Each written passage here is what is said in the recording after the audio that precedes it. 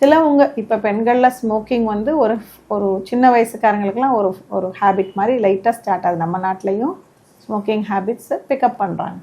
Smoking வந்து totally opposite, against நம்மளுடைய pelvic floor. So அந்த மாதிரி ஹேபிட்ஸ் இருந்தால் அதை டிக்ரீஸ் பண்ணுறது.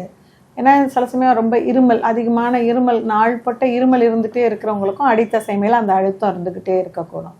அதெல்லாம் வந்து என்னென்ன மாதிரி அந்த மாதிரி காசஸ் இருக்குதோ அதெல்லாம் நம்ம தவிர்த்தாலும் இதுக்கு முதல் ஸ்டெப் வந்து அப்போ அதை எப்படி அதோட தாக்கத்தை குறைக்கிறது. ரெண்டாவது ஸ்டெப் அப்படின்னு பார்க்கும்போது அதிகமான சிறுநீர் கசிவு தொடர்ந்து இதெல்லாம் செஞ்சு இருந்துக்கிட்டே இருக்கிறதுனா அவங்களுக்கு அறுவை சிகிச்சை மூலம் தான் அதை சரி பண்ணுற மாதிரி தேவை ஏற்படுது.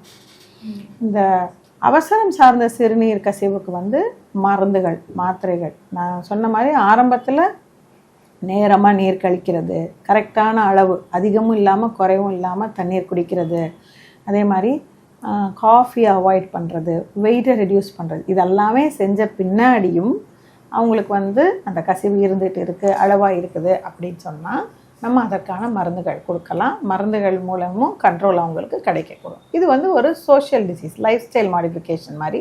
சோஷியல் டிசீஸ்னால் இப்போ சுகர் மாதிரி, பிபி மாதிரி கண்ட்ரோலபிள், க்யூரபிள் அப்படின்னு நான் சொல்ல மாட்டேன், கண்ட்ரோலபிள்.